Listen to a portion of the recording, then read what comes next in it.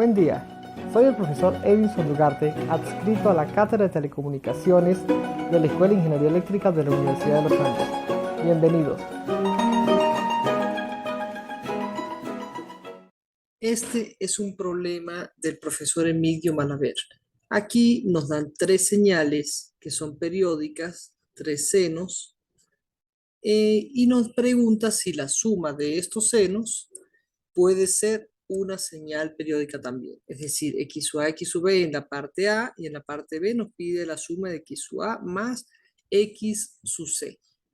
Bien, vamos con el primero. X sub a es una señal del tipo seno. Toda señal X sub a puede ser vista también como una amplitud A por el seno de 2pi. La frecuencia, si estamos hablando en X sub a, sería frecuencia A multiplicado por T.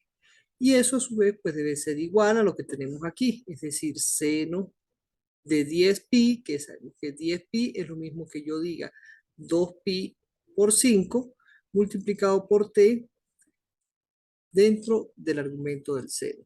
Si verificamos esto, la f sub a que tenemos acá debería ser esta misma f sub a que tenemos acá más adelante. Exactamente la misma. Entonces vamos a tener que para este caso nosotros tendremos que el periodo, ese periodo T sub A, el periodo T sub 1, si es una señal 1, vendría a ser el inverso de esa frecuencia F sub A, es decir, 1 sobre 5.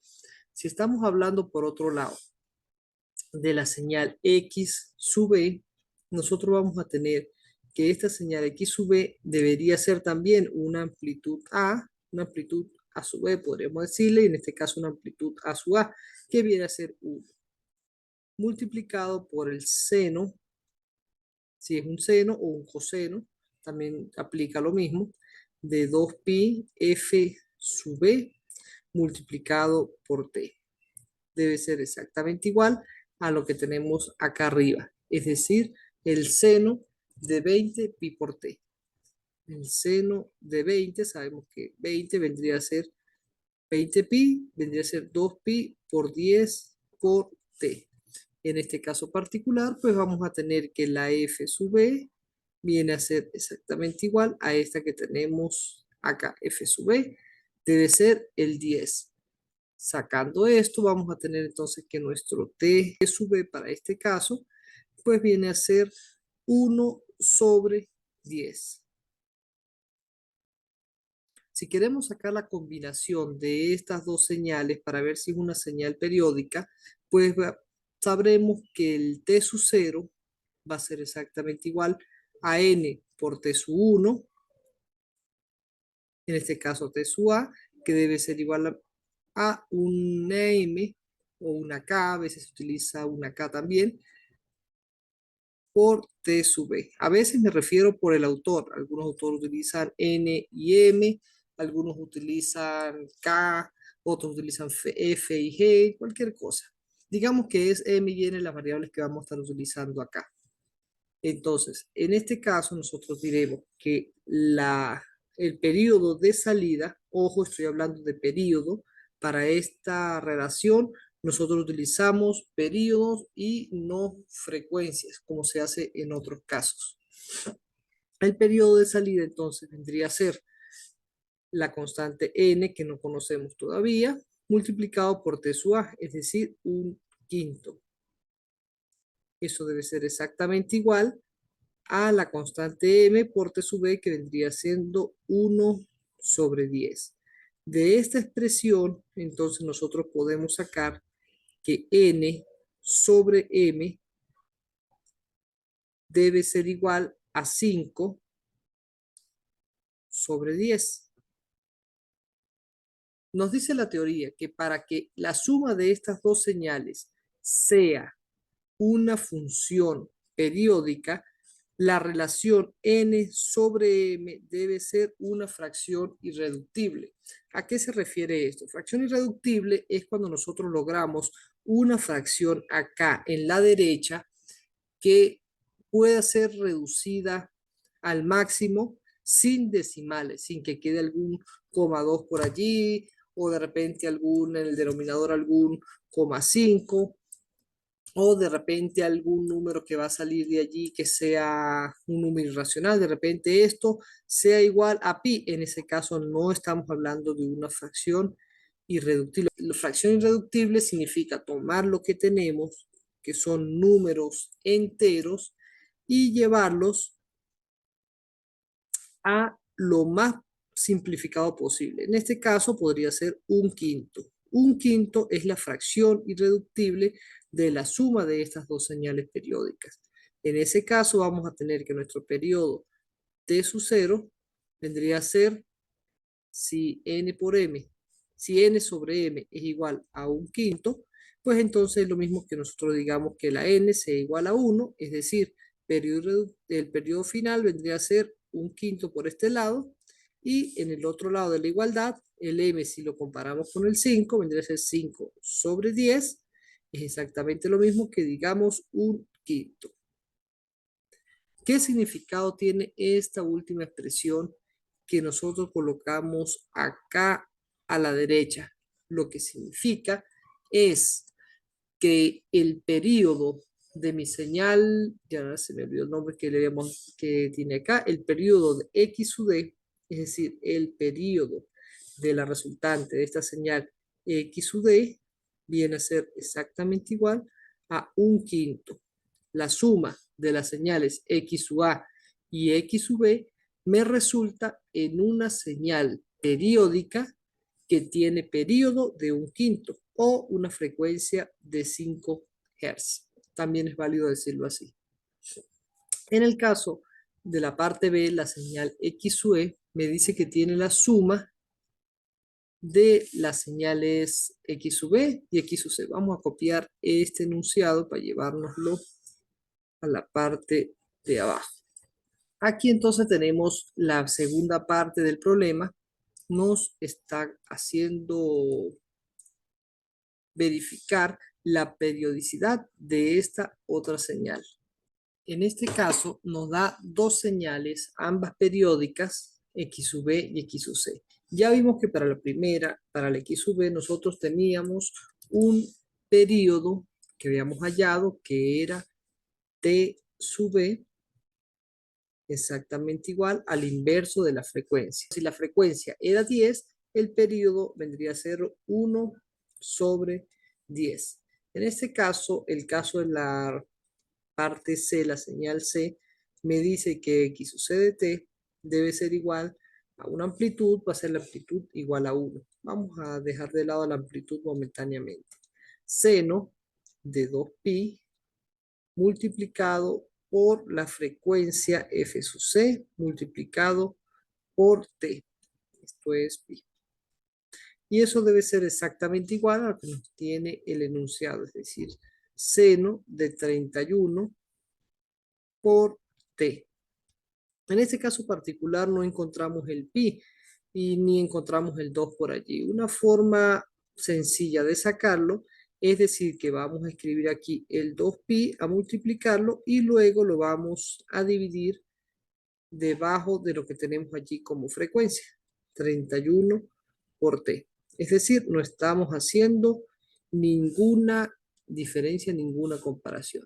Pero acá, para nosotros saber cuál es la frecuencia f sub c, lo que hacemos es que es lo que acompaña al 2pi, es decir, el 31 dividido entre 2pi es lo que nosotros vamos a conocer como la frecuencia f sub c, es decir, f sub c es igual a 31 dividido sobre 2pi. Por tanto, también podemos nosotros sacar acá como conclusión que el periodo t sub c es el inverso de la frecuencia f sub c, es lo mismo que digamos 2pi que esté dividido sobre 31.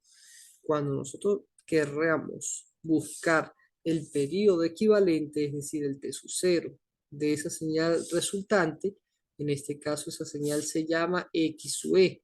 Entonces, cuando nosotros querramos buscar el t sub e,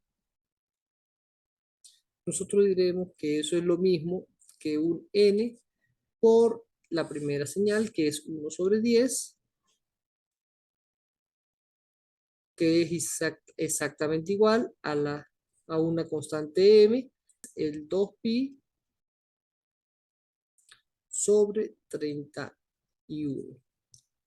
De acá podemos ver que la división de n sobre m, despejando aquí lo que saldría de esta igualdad que acabo de sacar, vendría a ser entonces 10 multiplicado por 2pi dividido entre 31, que es exactamente lo mismo a yo decir 20 pi sobre 31. En este caso es irreductible.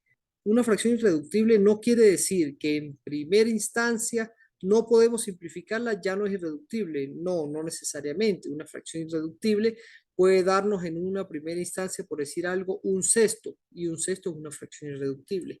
Pero en este caso de acá no, porque aquí tenemos un pi que ya me va a estar dando una cantidad de decimales.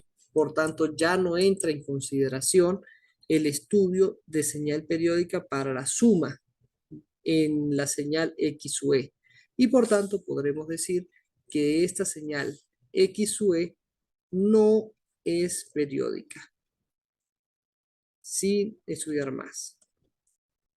Una pregunta muy común que me hacen es, ¿qué ocurre cuando tenemos la suma de tres señales? Digamos que aquí aparece una señal X u F de t, y esa señal X u F de t es igual al coseno de 30 pi por t.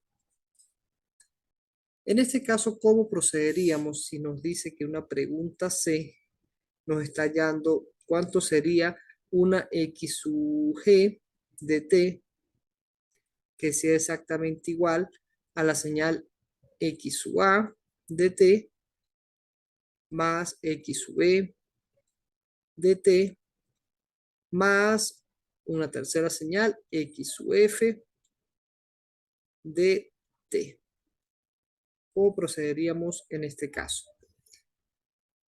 Bien, la forma de hacerlo es muy parecido a lo anterior. Lo que tenemos es que primero sacar el periodo resultante de dos de estas señales. De aquí vamos a sacar un periodo que ya lo llamamos nosotros un periodo T sub D. Y ese periodo T sub D lo vamos a comparar con el periodo de esa señal X sub F que está acá a la derecha. En ese caso, si tenemos que el periodo de mi señal T sub F viene a ser el inverso de la frecuencia que nosotros tenemos acá, vendría a ser 2, si tenemos aquí 2pi por 15, donde 15 es la frecuencia de X sub F, entonces aquí vamos a tener 1 dividido sobre 15 el periodo T sub F. El periodo T sub D ya lo teníamos nosotros previamente y habíamos dicho que eso era 1 sobre 5. Nuestro periodo resultante entonces T sub G viene a ser exactamente igual a una N por nuestro primer periodo T sub D, que debe ser exactamente igual a una constante M que hallaremos, multiplicada por mi periodo T sub F. Cuando igualamos esto, vamos a tener que la N multiplica 1 sobre 5, y eso debe ser exactamente igual a una constante M que multiplica a 1 sobre 15, que es el periodo T sub F. Entonces, vamos a tener nosotros que N sobre M debe ser exactamente igual a un quinto, que si el 5 lo pasamos para el numerador en el lado derecho de la igualdad, vamos a tener 5 dividido sobre 15. Reduciendo esta fracción, vamos a tener que eso va a ser un tercio. Luego, cuando nosotros saquemos aquí nuestro periodo resultante T sub G, eso debe ser exactamente igual a N por T sub D. N, si lo comparamos acá, N debe ser entonces exactamente igual a este 1 que nosotros tenemos acá. Y la m debe ser exactamente igual a este 3 que nosotros vamos a tener acá. Por tanto, en nuestra expresión final vamos a tener 1 por t sub d, que viene a ser un quinto. Es decir, t sub g es igual a un quinto, que también debe ser igual a la m por t sub f. M es igual a 3 multiplicado por t sub f, que vale el 1 sobre 15.